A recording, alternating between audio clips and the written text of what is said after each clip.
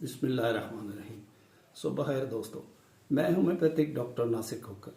तो आज हम बात करेंगे पुराने से पुराने गम, स्ट्रेस और डिप्रेशन के ऊपर, जो कि हमारे माशरे में इस वक्त सबसे बड़ा अलमिया है। ख़वातीन में ख़ास तौर पर और मर्द हजरात में भी कारोबारी परेशानियाँ, घरेलू परेशानियाँ और रोज़मर्रा की मामलात, फ़िक्रें लाहक होना, जिनकी वजह से ज़िंदगी अजीरन हो जाती है। रात को नींद नहीं आती, कोई भी काम करने को दिल नहीं करता और कोई ज़िंदगी में अच्छा फ़ैसला नहीं हो पाता। तो इन सब चीज़ों को कंट्रोल करने के लिए होम्योपैथिक में बेहतरीन अद्वियात मौजूद हैं, जिसमें हम सबसे पहले इस्तेमाल करते हैं इग्नीशिया अमारा का।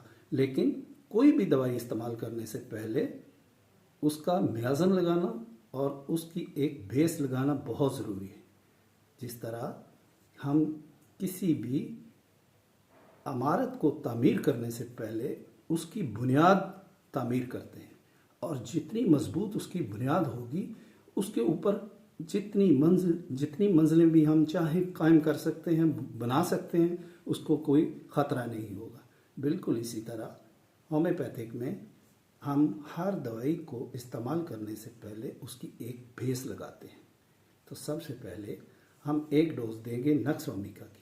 नक्सवामिका बहुत आला मेडिसिन है, जो कि हमारी तमाम पहले से इस्तेमाल की हुई मेडिसिन्स, चाहे हमने एलोपैथिक यूज़ की, चाहे हमने यूनानी यूज़ की, चाहे हमने घरेलू टोटके इस्तेमाल किए, तो इन सब को वो डिलीट करेगी। नक्सवामिका की 30 में डोज दे सकते हैं, चाहे 200 में। एक डोज नक्सवामिका की देने के बाद हम एक डोज बेसिलिनियम की भी दे सकते हैं। बेसिलिनियम हमेशा 1 ml में देनी चाहिए, क्योंकि ये एक नसोड़ है। बेसिलिनियम के बाद हम सबसे पहली मेडिसिन, जो गम, फिक्र, पुराने से पुराना डिप्रेशन और सबसे बढ़कर माइंड कंपल्शन को चेंज करने वाली मेडिसिन, इग्नीशिया अमारा। इग्नीशिया अमारा 1 ml में देंगे, और इग्नीशिया अमारा के बाद बारी आएगी नाइट्रोम्योर की। नाइट्रोम्योर बहुत आला मेडिसिन है।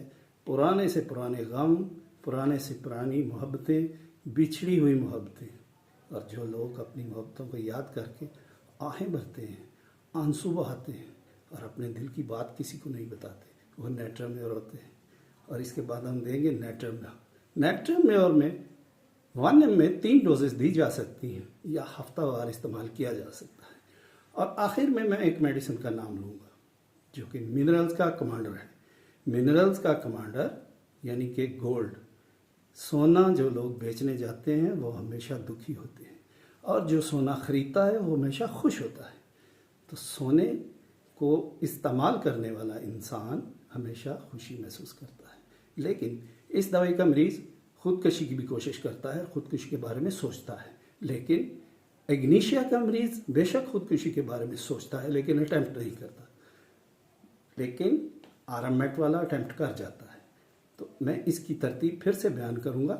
सबसे पहले नक्सवामिका, उसके बाद बेसिलिनियम 1 ml की एक डोज, उसके बाद सल्फर 30 की एक डोज, उसके बाद इग्नीशिया अमारा CM में एक डोज या 1 ml में 3 डोजेस, इसके बाद नाइट्रोम्योर में 3 डोजेस 1 ml में, हफ्तावार भी इस्तेमाल कर सकते हैं। और आखिर में आरामेट यानी कि गोल्ड। और अगर यही तरतीब, इसी तरतीब के साथ आपने ये अद्वियात इस्तेमाल की, तो पुराने से पुराना डिप्रेशन, पुराने से पुराना गम हमेशा के लिए ख़त्म हो जाएगा इंशाअल्लाह। होम्योपैथिक हर तरह से आपका ख्याल रखती है। Thank you. अल्लाह हाफ़िज़।